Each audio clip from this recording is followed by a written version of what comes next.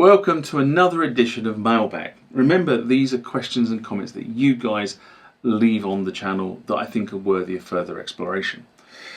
And again, like I've done with many of the other mailbags recently, I'm recording a block header for the multiple items that are going to appear in this particular mailbag session.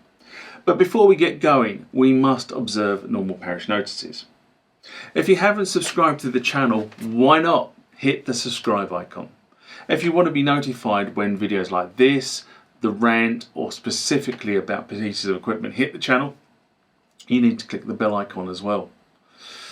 If you like the contents of the video, give it a thumbs up. It really helps the video, it really helps the channel. And if you feel so inclined, put comments down below. I read the lot. I have to release them from the quarantine area on the channel. And also sometimes I make videos about your comments and suggestions. So that's just the way it is.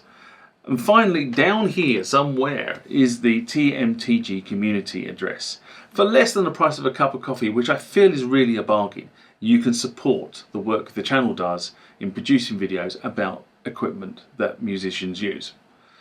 But now, back to this video. I'm going to get this name wrong, I know I am. The next one comes from Chronophantasia, or Chronophasia, I think that's probably more correct. Again, I apologise for getting these names wrong. I am the world's worst at that sort of stuff.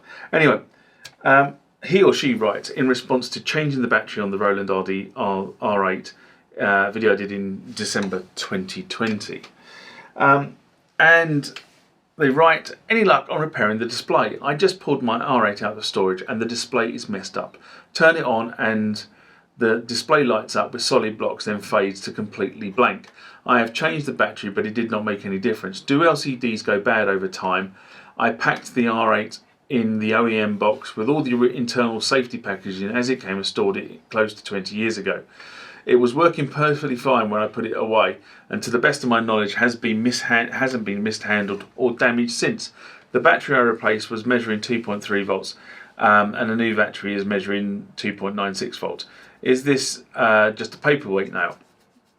And I'd like to say no, but I'm increasingly coming to the decision or point that the R8 screen is the Achilles heel of the R8. So I have to report that I've had absolutely no success with sourcing an R8 screen at the moment. The problem is that Roland, in their infinite wisdom, when they built the R8, built it with a custom display that I haven't found anybody putting into stock. I believe it's a Samsung display is the stock item. But LCDs do go bad. They fade because they lose liquid. So I suppose what people don't really sort of associate LCD with is the fact that actually LCD is an acronym for liquid crystal display, and the clue there is liquid. So basically there is a liquid in the display, and when you excite it with electricity, it changes its state and goes black. Okay, that's kind of how it works, and it's also the reason why a lot of people say that when they crack their screen, they get the sort of the black blocks or blobs in the screen, or the whole thing goes to black, and that's the liquid leaking out from its reservoir, if you like, in the LCD display and getting trapped between the effectively the electronics and the piece of glass that they tended to put over the top of this thing, or plastic. But that's what that is. It's the liquid from liquid crystal display. Okay, and I may have described the state changing thing a bit wrong, but in essence you put a charge on a block and it does something to the liquid. Anyway, that's kind of how it works. So normally you get a black display, it leaks outside the unit, which is there is not enough to actually generate characters, and it starts to look faded. So that's kind of what happens. But you know, that's what happened to LCD displays. They are, if you like, you know, on these things 20 straight 30 years old. So if they're still working now, that means they're probably properly looked after and they have actually seen their way through. Now, what we tend to do now is when we're replacing these displays, we tend to replace these displays with LED display units. And what an LED is a light emitting diode. So you don't actually have any liquid in the display anymore. What you have is something that when it receives a charge, emits light. Okay, rather than a screen, and then an LCD screen had to have a some sort of light in the background to push light through so you could actually see it. So you tended to find that those green and green backdrops to an LCD were in fact some sort of translucent to reflect the light. Anyway, but that's kind of what we do now. We replaced LCDs with LEDs, which are far more robust for the purpose, but they weren't around when these machines were made. But very simply, if I find a supply of this, I'll let people know through the channel. Oh, nearly there on this mailbag segment.